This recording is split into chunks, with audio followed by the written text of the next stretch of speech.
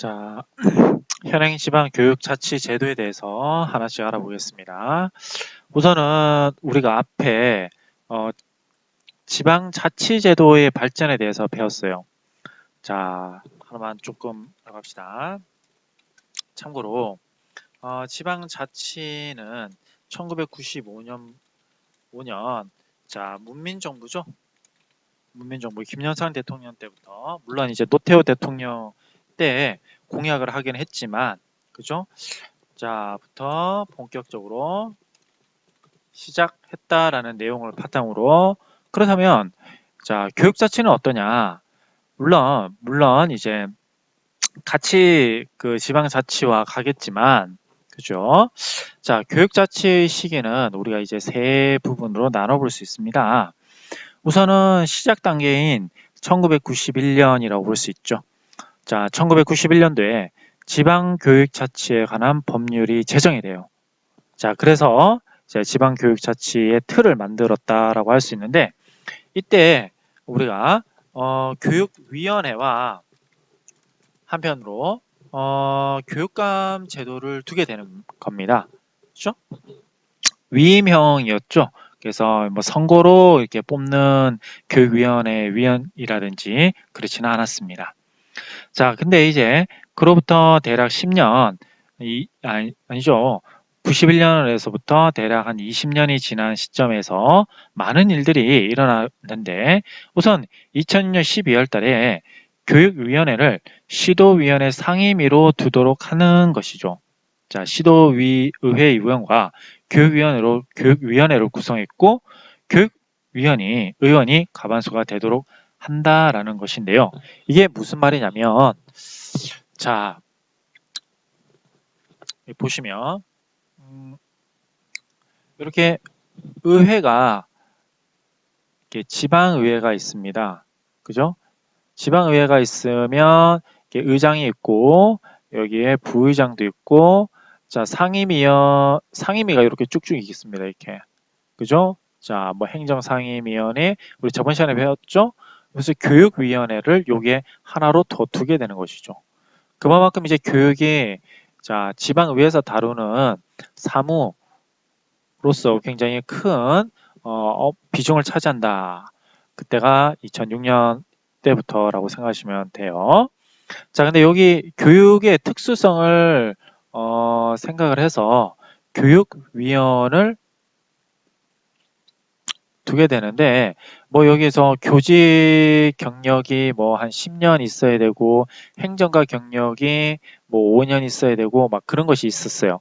그죠? 근데 지금은 그렇지 않습니다. 자, 교육위원이 한 2분 정도 대전에는 있었습니다. 그죠?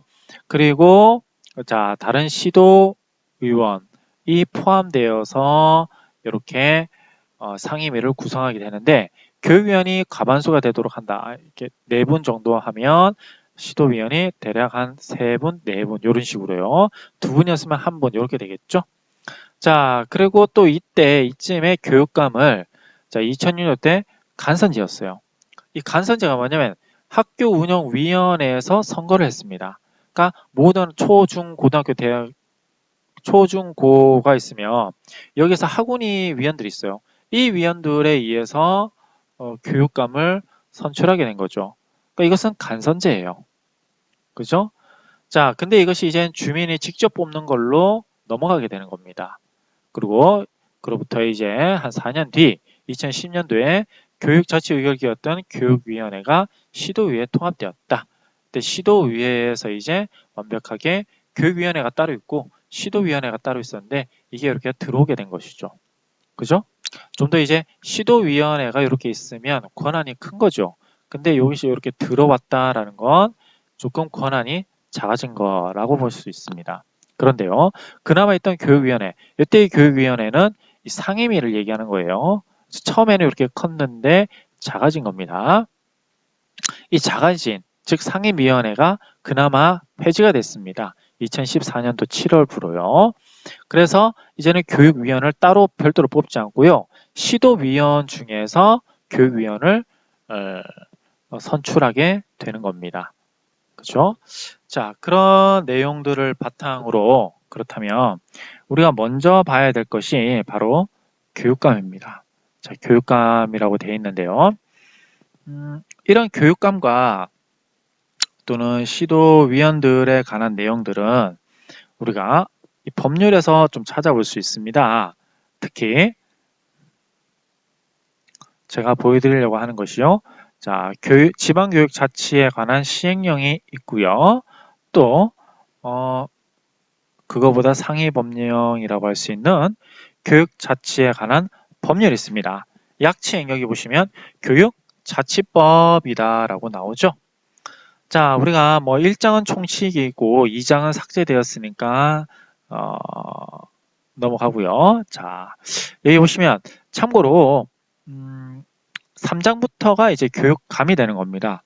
근데 여러분들 교육감은요, 여러분들이 생각하기에 자연인을 교육감으로 얘기하지는 않습니다. 자연인을 교육감으로 얘기하지는 않고요. 자, 이 교육감은 우리가 시도에서 학에 관한 사무의 집행기관이다라는 것이죠. 집행기관입니다. 그죠? 자, 그러기 때문에 우리가 뭐 교육청에다가 소송을 건다라고 했을 때요. 교육청에 소송을 건다라고 했을 때 피고소인이 바로 교육감이 되는 겁니다. 그죠? 교육감으로 대표자로 이제 기재를 하게 되는 건데요. 자, 그렇다면 여기 봅시다. 국가행정사무의 위임이 되는 거죠. 국가행정사무 중 시도에 위임하여 시행하는 사무로서 자, 교육감이 하는 사무는 교육과 학에 관한 사무는 교육감에게 위임한다라고 되어 있습니다. 다만 법령에 다른 규정이 있는 경우 법령에 다른 규정이 있는 게 평생교육입니다. 평생교육. 법령에 다른 교육이 있는 것이요. 조금 애매한 부분들이 몇 가지가 있지만 그 중에서 이제 우리가 말하는 뭐 평생교육 같은 것이 있고요. 자, 또 도서관이 있어요. 이 도서관이 시도에 따라서 좀 다릅니다. 그죠? 뭐 교육청 산하에 있는 도서관도 있지만 또는 뭐 시청 산하에 있는 도서관도 있어요.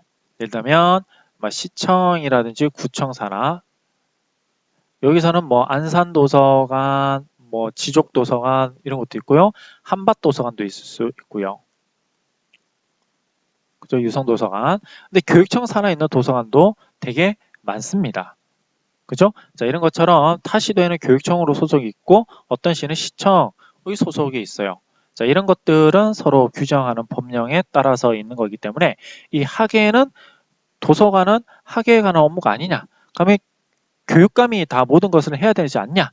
라고 되어 있는데 그렇지 않는 경우도 있다는 것이죠. 그건 법령이 규정하고 있기 때문에 그런 것이고 또 평생교육도 여기 보시면 유성구가 평생교육 우수 뭐 지자체로 선정이 된 적이 있습니다. 2010년도에요. 자, 이것은 교육인데 교육감이 해야 되는 거 아니에요? 라고 하지만 이 교육법 평생교육법에서 말하고 있는 것은 지자체에서도 할 수 있기 때문에 그렇다는 것이죠. 자, 근데 특히 여러분들이 이때 교육감의 간장 사무가 나오는데요. 뭐 조례안이나 예산안 편성, 뭐 제출에 관한 어디다 제출하겠습니까? 시의회에다가 하겠죠. 시의회. 그죠? 그다음에 결산서의 작성 및 제출에 관한 사항 등이 있는데 자, 하나 알아두셔야 되는 것은요. 자, 교육감은 교육청의 장이 아닙니다. 자, 여러분들이 이거 좀 착각하실 수가 있는데요. 교육감은 교육청이 장이 아니라 교육감 자신이 지방교육자치기관이다라는 것이에요. 그죠? 자, 이게 무슨 말이냐면 이렇게 교육청이 있는 게 아니고요. 교육청이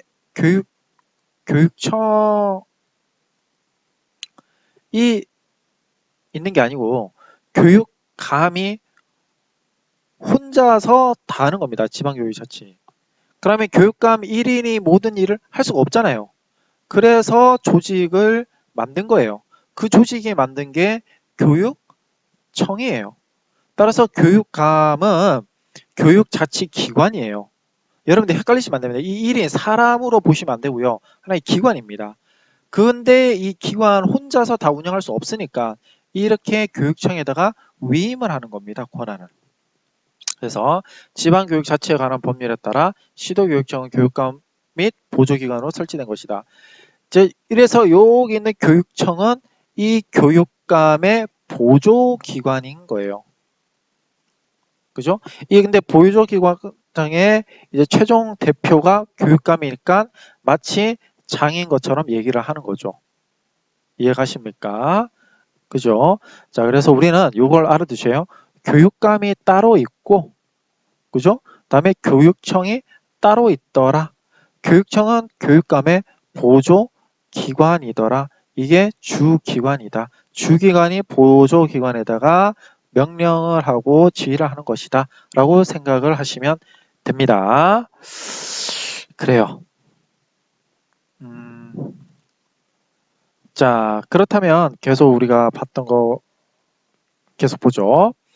자, 그 다음에 이제 뭐 학생의 통합구역에 관한 사항이 나오는데요. 이게 뭐냐면 우리가 중학교 배정을 하거나 고등학교 배정을 합니다. 그런 내용들에 관한 이제 구획 지정이 되겠죠. 자, 그리고 여기 8조에 의하면 평생교육도 나오죠. 그죠? 그것이 이제 지자체에도 평생교육이 있지만 교육감도 일을 하고 있다. 알아두시면 됩니다. 그 다음에 이제 특별 부가금 사용료 수수료 분담금 가입금에 관한 사항들이 있는데 이때 이 분담 여러분들이 이런 걸 한번 아시면 됩니다. 이 사용료라는 것은 운동장 사용료. 자, 서울에는 예를 들자면 이제 주차장으로 사용할 때 그 사용료 있죠. 그리고 무슨 기관 대관료 같은 것도 우리가 사용료로 들어가요. 그죠? 자, 다음에 수수료 같은 것은 뭐가 있습니까? 여러분들 뭐 생활기록부를 생기부를 출력을 할 때 발급을 해줄 때 수수료 나가죠? 뭐 그런 것들요. 자, 이때 이 다음에 나온 게 이 부담금 문제가 되는데요. 이게 뭐냐면 개발 분담금이 있습니다. 그죠? 뭐 이런 것들은 깊게 들어갈 필요는 없는데요. 어떤 지역에 아파트 개발이 돼서 아파트가 들어왔어요. 근데 아파트가 들어오면 요 주변에 뭡니까? 집가가 상승이 되죠. 이 집가 상승된 분만큼을 또 국가에다가 내야 돼요. 그런데 여기에 교육시설을 이렇게 해놓는 거죠. 근데 이 교육시설은 이 국가에 내는데 어디다 내는 거냐면 교육청에다 내는 겁니다. 물론 교육청에 내는 것도 있고 시청에 내는 것도 있어요. 근데 지금 우리는 시청에 내는 걸 말하는 게 아니라 교육청에 내는 걸 얘기하는 거예요. 개발을 하게 되면 요 지가가 상승하게 되면 요 지가가 상승한 만큼을 국가에 내는데 특히 교육청에다 내는 것이 있어요. 그게 바로 요입니다. 이 땅이에요. 땅으로 냅니다. 그죠? 그래서 요 땅에다가 뭐 학교를 세우게 되는 거죠. 학교를 세우게 되는 거죠. 그래서 여러분들이 지역이 개발되면 초등학교인지 고등학교인지 이렇게 들어가는 것이 있죠. 그것이 이제 개발 환수금이라고 보시면 되고요. 이게 분담금 형식으로 되어 있는 거라고 보시면 됩니다. 그래요. 자, 그리고 기금 같은 거 우리가 뭐 예를 들자면 어디에서 자금이 들어왔어요. 그런 것들 되겠죠. 좋습니다. 이런 내용들을 관장하는 것이 교육감이다 라고 보시면 되고요. 보시면 알겠지만 3장이 교육감이에요. 그죠? 그렇다면 교육감의 임기는 4년으로 하여 교육감의 계속 재임은 3기에 한다라고 되어 있는데 2기까지 하고 2번까지 하고 나서 만약에 낙선이 됐습니다. 그러면 어떻게 되는 거예요? 그 다음부터 처음부터 다시 3번을 할 수 있는 거죠. 이것은 우리 시장이나 군수나 똑같습니다. 옛날에 교육감은 4년씩 중임밖에 안 됐어요. 2번밖에 못 했는데 지금은 3번. 그죠? 바뀌었죠. 연속으로. 자, 그리고 이제 겸직을 할 수가 없어요. 그래서 국회의원이 교육감이 됐다라고 하면 국회의원직을 버려야 되는 거죠. 그죠? 또 사립학교를 운영하시는 분이라면 그 이 직을 버린 다음에 교육감 업무를 수행하셔야 됩니다. 왜냐하면 겸직이 금지되어 있기 때문에요. 자, 교육감 후보자의 자격인데요. 자, 예전에는 교육 경력이 있었거든요. 자, 근데 한번 보겠습니다. 교육 경력이요. 교육감 후보자가 되려는 사람은 당해 시도지사 피선거권 있는 사람으로서 후보자 등록 신청 개시일부터 과거 1년 동안 정당이 아니다라는 것이죠. 그러니까 정치적 중립성을 위해서 그런 거죠. 그죠? 자, 이 부분이 또 중요한 부분이 되겠네요. 정치적 중립성. 근데 이것도 나중에 좀 문제가 많습니다. 우리는 이때 보수냐, 진보냐 이런 식으로 나눠지고 있죠. 근데 여기다는 A당은 보수가 맞고 B당은 진보가 많으니까 이 후보가 나왔을 때, 이 교육감 후보가 나왔을 때 이 후보를 보수와 진보로 이렇게 나누어서 이 당을 추구하는 사람들이 찍는, 그래서 우리가 말하면 교육 공약을 보고 뽑는 것이 아니라 어떻게 보면 이 당을 보고 이 후보를 뽑는 이런 식이 지금의 교육감 선거의 문제점으로 지금은 조금 대두되고 있습니다. 하지만 법에 의하자면 정치적 중립을 위해서 정치적 중립을 위해서 후보자 등록하기 1년 전에 정당에 가입이 되어 있지 않아야 되는 겁니다. 자, 그 다음에 여기 보시면 교육경력과 교육행정 경력으로 좀 나눠지죠. 자, 유아교육법에 따른 유치원이라든지 초중등 교육법에 따른 이게 초중학교, 초등학교, 중학교, 고등학교 또는 고등교육법은 대학이에요.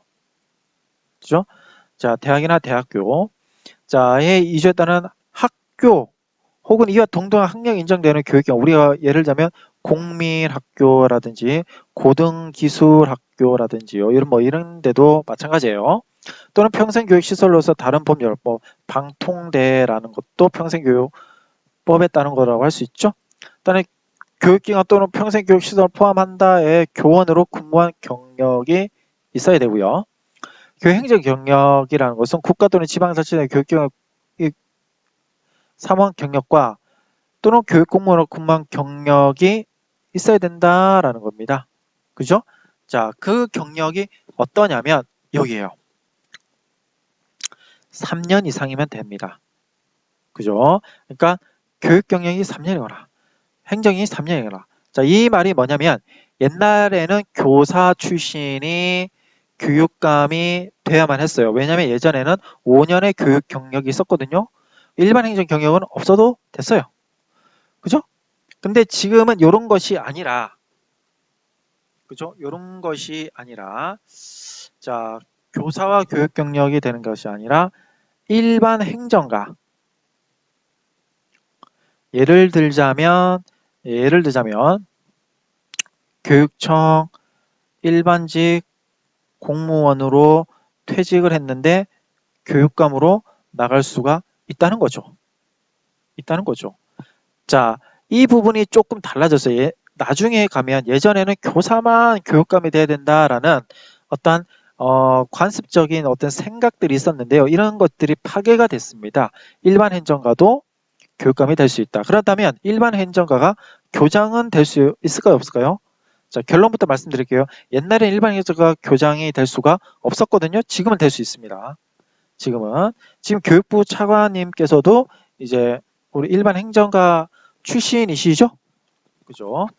자, 이런 것처럼 이제 그 자격이 교육의 특수한 상황을 반영해야 되기 때문에 교육 분야와 관련되어 있는 어떤 경력은 기본적으로 갖추고 있어야 된다라고 말씀을 드립니다.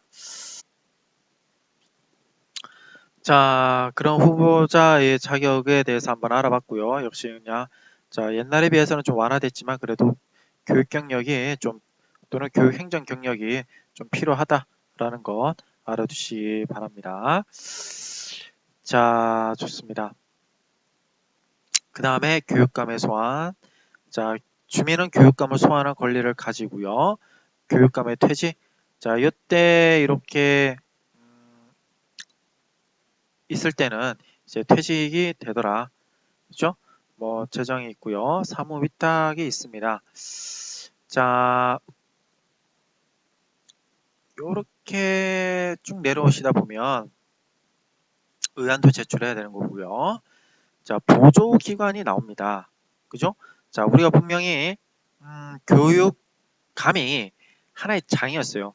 그 밑에 지위와 권한이 있는데 그 밑에 2절로 자, 다시 2절이죠, 2절.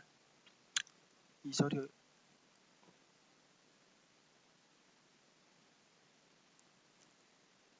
2절로 보시면 보조기관으로서 교육청이 나오는 겁니다. 보세요. 교육감 소속하에 국가공무원으로 보하는 부교육감 1인. 그죠? 자, 인구 800명 이상이고 학생이 이런 경우가 어디 있을까요? 경기도죠, 경기도. 경기도는 부교육감이 2분이에요. 자, 이럴 때는 2분일 때는 이렇게 좀 나눠주기도 하는데 이러한 부교육감을 보조기관으로 해서 두고 있는 건데요. 부교육감은 당의 시도의 교육감이 추천한 자를 교육부 장관의 제청으로 국무총리를 거쳐 대통령이 임명한다라고 되어 있습니다. 그죠? 그러니까 어떻게 보면 이제 부교육감을 대통령이 임명하는 겁니다. 그죠? 그러니까 교육감 자체로 부교육감을 다시요. 이게 무슨 말이냐면요. 자, 다시 보겠습니다. 대통령이요. 부교육감을 임명해요. 자, 교육감이요. 교육감을 임명해요. 어느 게 더 교육감에 충성을 하겠습니까? 교육감이요. 자, 여기다 충성할까요? 여기다 충성할까요? 여기다 충성하겠죠. 그죠? 임명권자니까요. 우리는 임명을 직접적으로 해야 하나요? 안 해요. 임명을 해야 하나요? 해요. 그러면 누구한테 더 충성합니까? 대통령한테요. 이게 자치를 못하게 만든다라는 거죠. 이해가십니까? 자치를 못하게 만든다. 자치를 하기 위해서는 부교육감의 권한을 교육감이 가지고 가야 된다. 이렇게 얘기를 하는 겁니다. 그죠? 자,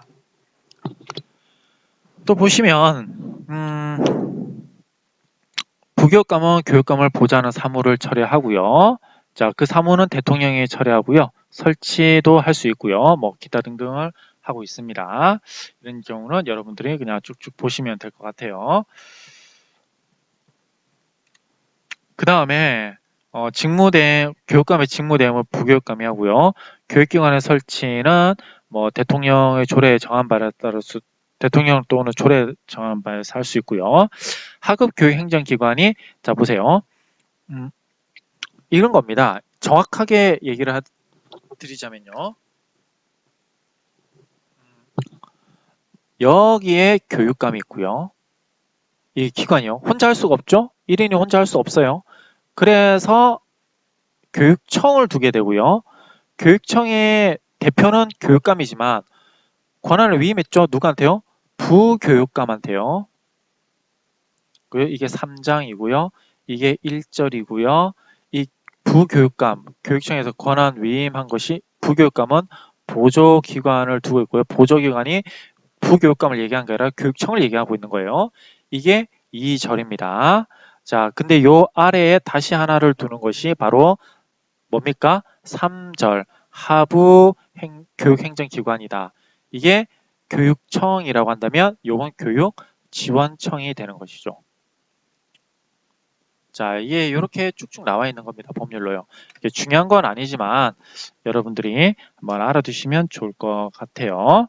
자, 그래서 3절의 하급 교육행정기관은 뭐 쭉쭉쭉 나오고 있고요. 우리로 말하면 뭐 교육지원청인데 교육장을 두고 뭐 장학관으로 보호할 수 있다.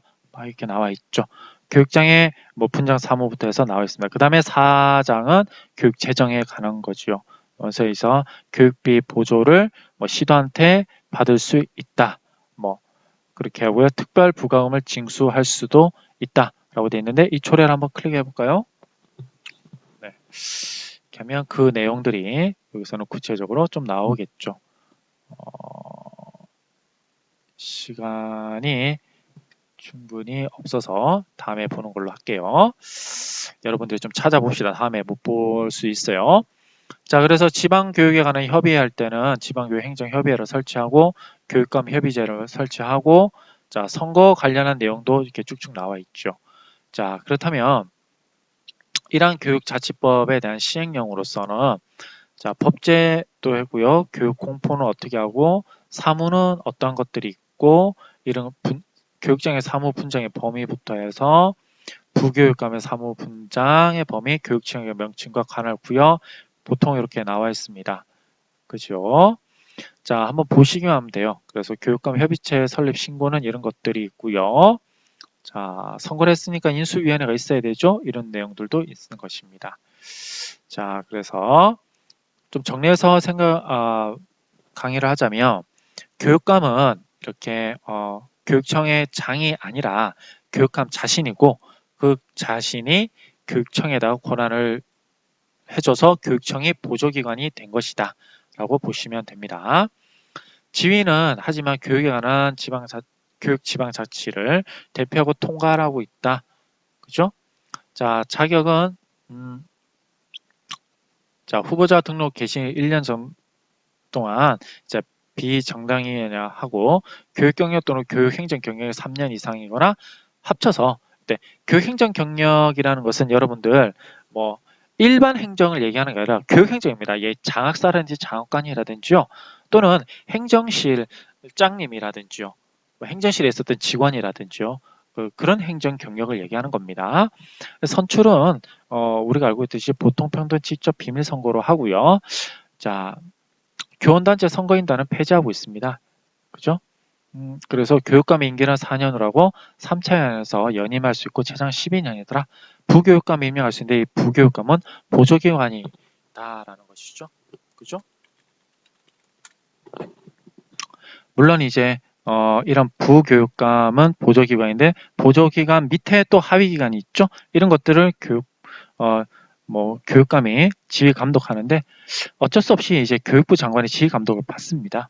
왜냐면 이제 국가의 사무로 위임되어 있기 때문에 자, 그리고 교육과 학예에 관한 자치 사무에 대해서 보고를 받거나 장부 또는 회계를 감사를 할 수 있다라고 되어 있습니다.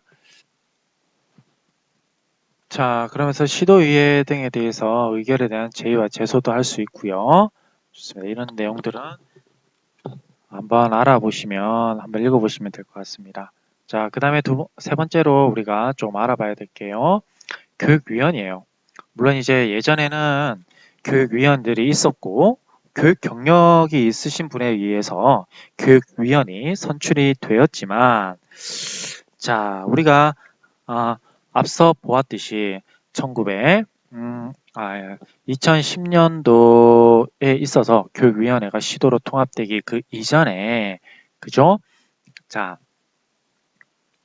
2006년도에서는 교육위원회가 구성이 돼서 돼 있었지만 2010년도를 지나서 2014년도에 의원제가 폐지가 되는 것이죠. 그래서 이제 교육 경력이 없으신 분들도 만약에 시의원이 된다면 교육위원회 상임위로 소속이 될 수 있다. 이 점은 교육의 전문성을 대표하지 못한다. 따라서 교육 자치를 구사하지 못하는 한계로 지적될 수 있다라는 점입니다. 자, 그래서 그런 내용들을 여기서 조금 서술하여 나타내고 있습니다. 그죠? 그리고 참고로 여러분들 교육의원과 교육위원은 좀 다릅니다. 그죠? 보통 간선일 때 위원으로 많이 쓰고요. 그리고 직선일 때는 의원을 많이 씁니다. 그죠? 자, 그런 내용들이 있었지만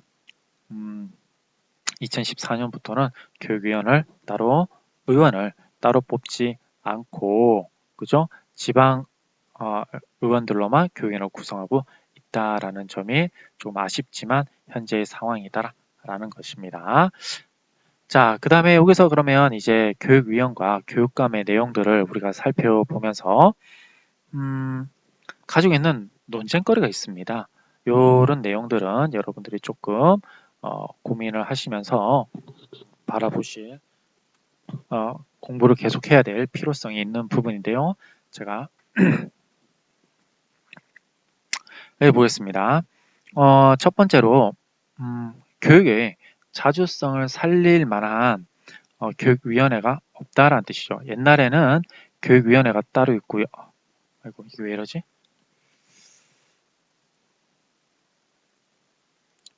된 김에 별표 하나 넣었죠, 뭐. 자, 됐었는데요. 옛날에는 이렇게 됐었죠. 자, 여기 교육위원회가 따로 있고요. 다음에 의회가 따로 있고요. 자, 근데 여기서는 그나마 의회 내에 교육위원회가 따로 있고요.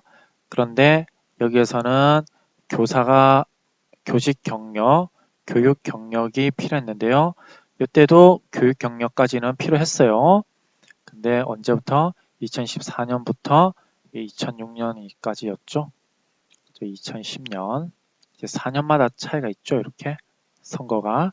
2014년부터는 자, 위원회에서 이제 의회에서 교육 상임위가 있지만 이제 교육 경력은 굳이 필요하지가 않고요. 이때까지는 교육위원을 따로 뽑았는데 이때는 교육위원을 따로 뽑지 않고 지방의회 의원들로 하고요. 자, 이게 하나가 배웠던 거예요. 두 번째 배웠던 것은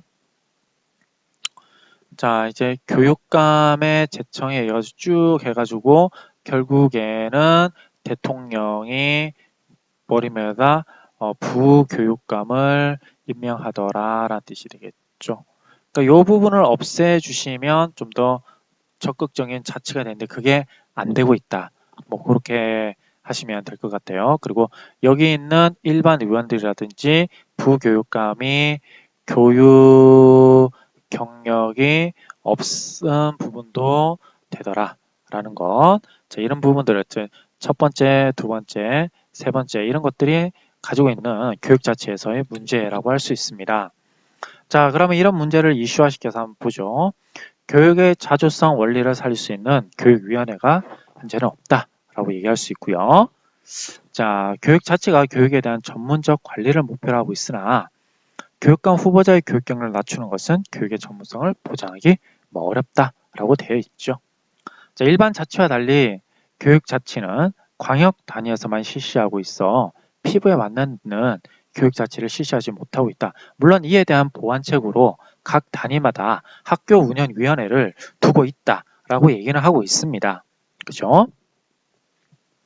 자, 보조기관의 성격을 갖고 있는 부교육감을 교육부 장관의 제청으로 대통령이 임명함으로써 지방자치에 대한 중앙정부의 통제가 여전히 지속되고 있다. 그죠? 지방교육자치가 실현되기 위해서는 지방교육이죠. 교육재정이 안정적으로 확보되어야 되는데 현재는 지방교육재정에 대한 국가와 지방의 책임 한계가 불분명하기 때문에 지방자치단체의 교육비 전입금이 매우 미미하다는 것이다. 라는 점이 조금 우리가 교육 자체에 있어서의 한계로 지적되는 부분이기도 합니다. 자, 이렇게 해서 우리가 2장까지 잘 끝내봤는데요. 3장에 있어서는 그렇다면 2장까지가 이제 교육 자치에 대한 말로써 교육감, 부교육감, 교육장 또는 교육위원 이런 중앙과 지방으로 나눠서 우리가 알아봤는데요. 자, 그렇다면 과연 학교 내에서의 교육은 어떻게 되어지고 있는가가 또 문제가 되겠죠. 그죠? 자, 그렇다면 하나씩 보도록 하겠습니다. 자, 학교 내에서는 학교 운영위원회를 둡니다. 그죠? 자, 여기 봅시다. 학교 운영위원회는요, 쉽게 말하자면 이렇게 보시면 돼요. 자, 교육감이 있고요. 자, 거기에 교육의회가 있어요. 자, 시의회에서 이게 상임위 말하는 겁니다. 그죠? 자, 더 크게 대통령이 있어요. 대통령 옆에는 국회가 있죠. 국회가요. 자, 교육감과 이게 뭐냐면 집행기관이고요. 여기가 심의 의결기관이에요. 자, 그렇다면 그 아래에 교장 선생님이 계시죠. 그죠? 교장 선생님이 계시죠. 근데 교장 선생님이 집행을 해요. 그럼 심의와 의결을 할 기능이 필요한 거죠. 그게 바로 학교 운영위원회예요. 그죠? 자, 이건 여러분들이 좀 잘 알고 계셔야 될 것 같아요. 왜냐면 우리 주변에 밀접하게 연관되어 있는 기관이기 때문에 그렇습니다. 그죠? 자, 그렇다면 이 학교운영위원회가 교장이 있을 때는 이게 국공립이에요. 근데 사립은요? 사립으로 현실적으로 말하면 교장 선생님을 구속하는, 그죠? 이사장님이 계시잖아요. 그죠? 그렇다면 학교운영위원회가 국공립에 있는 것처럼 똑같이 사립에도 적용이 될까요? 그죠? 자, 이것은 50%만 그렇습니다. 그죠? 그게 뭐냐? 자, 인사와 관련돼 있는 내용은, 그죠? 인사와 관련돼 있는 내용은 학교운영위원회에서 사립은 제외됩니다. 그죠? 뭐 채용이라든지요, 뭐 교장의 임용이라든지 이런 것들요. 그죠? 자, 이런 것들은 국공립에 비해서 학교운영위원회가 제한하고 있는 범주가 조금 한계가 있다. 이렇게 말을 합니다. 자, 그러면 하나씩 보도록 하죠. 국공립을 좀 나눠서 보겠습니다. 그래서 국공립에는 심의 기능을 가지고 있다. 의결한다라는 것이죠. 그렇지만 사립학교는 심의가 아니에요. 만약에 심의를 하게 되면 이사장의 교육 이념을 심각하게 국가가 침해하는 것이라는 것이죠. 그러면 자, 헌법에 나와 있는 뭐 사학에 대한 어떤 권한을 월권 행사를 하게 되는 겁니다. 따라서 학교운영위원회는 사립학교에 있어서 단지 자문의 기능만을 가지고 있다라는 점 알아두시기 바랍니다. 자, 그래서 학교 헌장과 학칙의 제정, 뭐 개정. 근데 이것은 이제 매년 합니다. 3월 달에 보면 우리 뭐 성적관리위원회라든지 이런 걸 열어서 다 해요. 평가라든지 뭐. 근데 법인의 요청이 있을 경우에만 자문을 합니다. 그래요. 자, 이 부분은 조금 균형을 맞춰서 이렇게 해볼까요?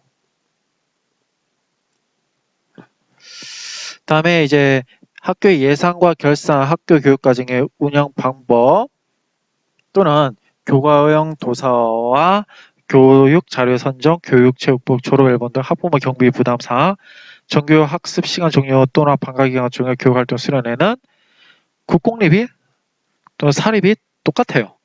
그죠? 학교 운영위에서 의결하고 자문할 수 있다는 거죠. 근데 보통 사립에서 이런 것들은 자문한다고 하지만 처리를 그냥 합니다. 그죠? 자, 그럼 여기 한번 보겠습니다. 바로 요거죠. 공모 교장의 공모 방법, 임용 평가 등 초빙 교사의 추천, 뭐 계약직 교사라든지요. 자, 이런 것들은 추천을 하긴 하지만 사립학교는 이사장이 할 수 있다는 겁니다. 그죠? 이 부분이 다릅니다. 그래서 사람을 뽑을 때, 임용을 할 때나 채용할 때만, 때만이 이제 국공립과 사립에 있어서의 차이점인데, 사립은 학교운영위원회가 인사권을 의결하거나 자문하지 않는다라고 알아주시면 될 것 같아요. 자, 그러면 여기 보겠습니다. 학교에는 어떠한 법적 근거를 가지느냐? 라면 4개의 큰 법이 있습니다. 하나는 초중등교육법이고요. 또 하나는 초중등교육법 시행령이에요. 그리고 각 시도의 학교운영위원회 관련 조례와 사립학교 정관이 있습니다. 각 학교의 학교 운영의 규정들이 있는데요. 제가 잠깐 보여드리면 이런 겁니다. 이런 거.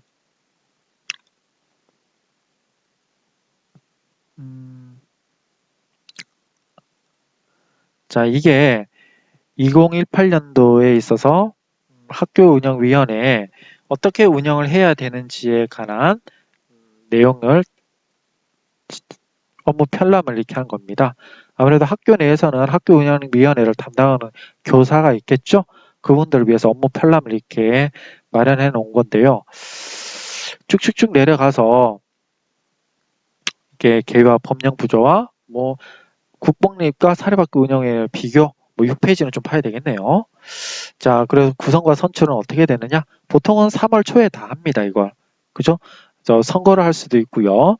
자, 기능은 뭐 학칙 개정이라든지 예산, 결산, 뭐 안전에 관한 계획, 요즘에는 뭐 코로나 때문에 학교 안전이 크게 대두되고 있는 상황이죠. 교과형 도서의 선정, 이 선정이라는 것은 자, 교사가 그 교과 협의회를 거쳐서 교과서를 선정하더라도 심의를 꼭 학교 운영위한테 받아야 됩니다. 보통은 자, 보조 교재 같은 것도 꼭 받아야 됩니다. 그리고 교복체육본 졸업앨범, 방과후. 왜 방과후와 이제 교복체육복은 왜 그러냐면 학부모의 부담을 지우기 때문에 그렇습니다. 자, 그리고 초빙교사 같은 경우는 사립은 단지 안 한다, 사립은 뺀다고 했었죠. 그죠? 자, 이런 내용들이 급식서부터 해서 발전기금 조성까지 이렇게 있고요. 회의 처리 절차 등이 있습니다. 자, 그럼 우리가 조금 6페이지 넘어가서 한번 보도록, 물론 여기서 이제 교육기본법부터 해서 학교운영위원회와 관련된 여러 가지 법들이 이렇게 나와 있죠. 자, 그러면 이 자료는 여러분들이 인터넷에서 뭐 손쉽게 구할 수 있는 자료입니다. 자, 이렇게 법령 구조가 되어 있고요. 여기 봅시다. 국공립 및 사립학교 운영위원회가 비교가 되어 있는데, 자, 국공립은 심의기구로 했던 반면에 사립학교는 자문기구에 불과하다. 이 심의는요, 그대로 해야 된다는 것이고요. 자문은요, 그대로 안 해도 된다라는 뜻이에요. 그래서 여기 나와 있죠. 의결기구는 이런 내용이고, 자, 이런 내용이다. 자문은 참고가 될 만한 의견을 제공하는 그 의견을 제공하는 거고요. 여기 의결과 심의기구는 그대로 여기죠. 단체는 의결기구의 결정이 기속된다라고 되어 있죠. 그러니까 의결기구는 꼭 해야 돼요. 그대로. 근데 자문은 안 해도 되는 거죠. 참고만 하면 되는 거죠. 자, 그런 내용들이 조금 나와 있습니다. 자, 그래서 학교 운영의 기능을 좀 더 구체적으로 살펴보면 뭐 이런 내용들이 있고요. 자, 제외되는 사항은 역시 초빙교사와 공모교장에 따른 뭐 임용평가 방법 등이다. 자, 위원의 선출은 자, 학부모 전체를 대상으로 가정통신문을 보내주고 자, 위원을 등록한 다음에 소견을 발표하고 학부모 전체에 있어서 뭐가 되는 겁니까? 그죠? 음, 이제 학부모의 선거로 되는 거죠. 그죠?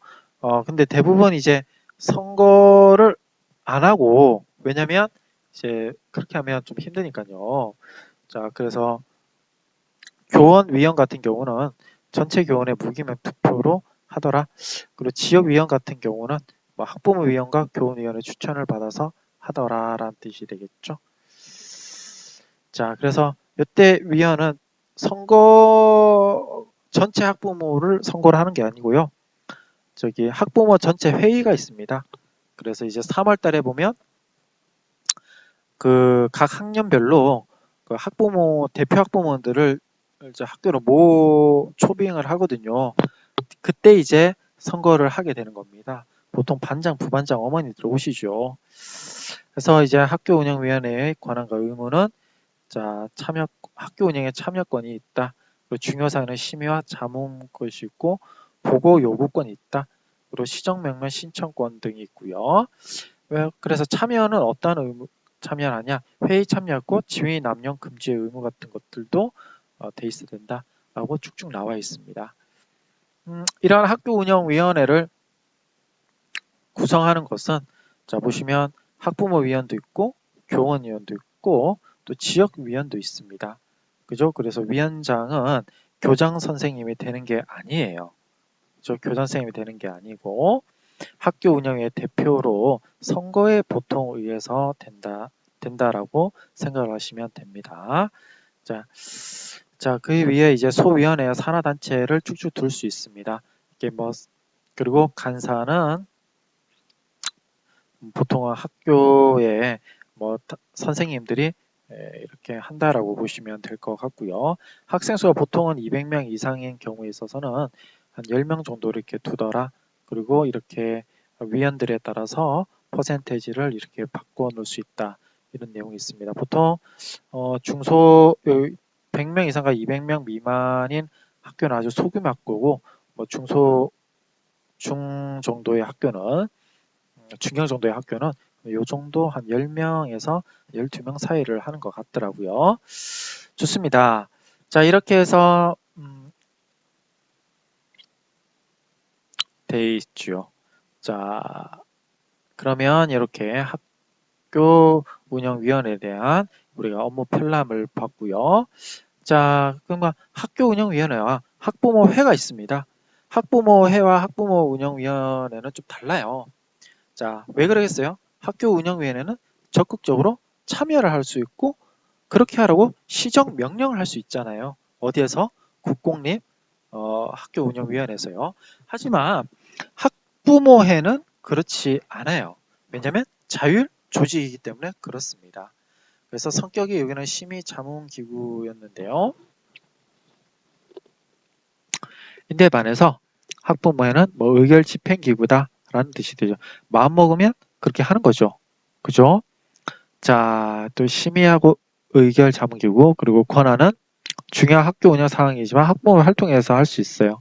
그래서 학부모가 대표로 학부모회가 구성이 되는데 학교 운영위원회는 교원위원과 지역위원회 포함되어 있더라라는 거죠. 옛날에 여러분들이 그 80년대에는 학교 운영위원회가 없어서 학부모회가 좀 주축이 되어서 학교 운영에 조금 간접적으로도 참여할 수 있었던 그런 내용들이 있었습니다. 자, 이렇게 해서 우리가 학교 운영위원회를 끝으로 이제 교육 자치에 대해서 한번 알아봤습니다. 여러분들이 민주성을 가지고 학교에 대한 어떤 문제점을 학교에 대한 자율성을 올리기 위해서 어떠한 내용들을 자, 이것으로 교육자치 강의를 마치도록 하겠습니다. 자, 고생 많았습니다.